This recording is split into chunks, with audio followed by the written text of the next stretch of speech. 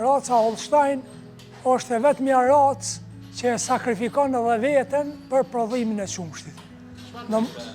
Domethënë, raca Holstein nuk ja bërë racionin çka ajo e kërkon, është në gjendje me sakrifiku veten për me prodhu qumshtin. Po ti je i detyruar me ja bo ushqimin adekuat, për ndryshe kjo si racë din edhe me mytë edhe veten. Po kjo është si racë, janë racë e njëjtë.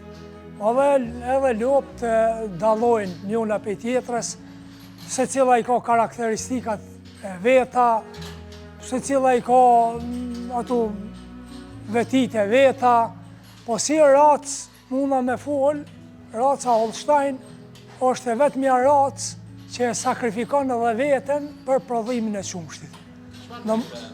Domethënë, raca Holstein nuk ja bërë racionin çka ajo e kërkon, është në gjendje me sakrifiku veten për me prodhu qumshtin. Po ti je i detyruar me ja bo ushqimin adekuat, për ndryshe kjo si racë din edhe me mytë edhe veten.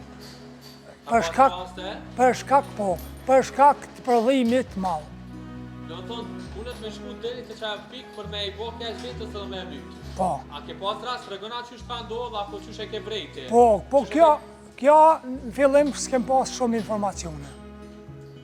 Me kalimin e kohës, me njerëz profesionista, lamis caktume, na kanë spjegu karakteristikën e kësaj race. Domthonë kjo është në gjendje me e marrë edhe ushqimin pej nyjeve të trupit, pej organizmit vet, edhe me e kthym prodhim. Për atë arsye, na jemi sot detyruar me pas racion të veçantë për këtë racë. Sipas të limit, rrugëtimi i suksesshëm i një fermeri varet nga përkushtimi dhe kujdesi ndaj kafshëve. Një ndër elementet më të rëndësishme mbetet shëndeti i tyre. Këtu fillimisht na konsultohem me mjekin e fermës, çka i përket mjekësisë, është domthonjë mjeku që i kryen gjitha shërbimet çka duhet me i kry, ndërsa për kujdesjen për këtu kujdesem na si familje. Talemi pak se i nderuam tek ferma edhe flasim pak për konstruktin e saj. Është ngritur nga jo, cilin vetë është punu me tulla, tregona pak vetë konstruktit fermës edhe çush e ke ideu, çush e ke menduar. Vitin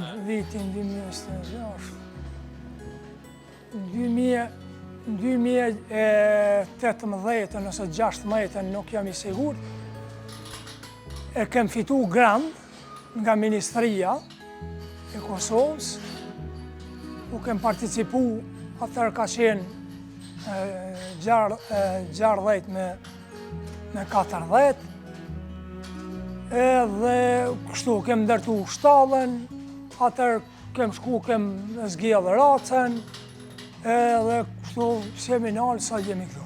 Po tregona pak funksionimin e fermës, çish funksionon, për shembull po i shohim që janë të lidhuna, kanë pjesën e ushqimit poshtë ujit, tregona pak më shumë detaje. Po fillimisht në atë kohë kur e kem ndërtu shtallën këtu, se kem qenë si fermer, një ndër fermerët më të parë në komunë që kem përfitu grant, në atë kohë nuk kem pasi njohuri rreth funksionimit që ky thirrët sistemi mbyllur.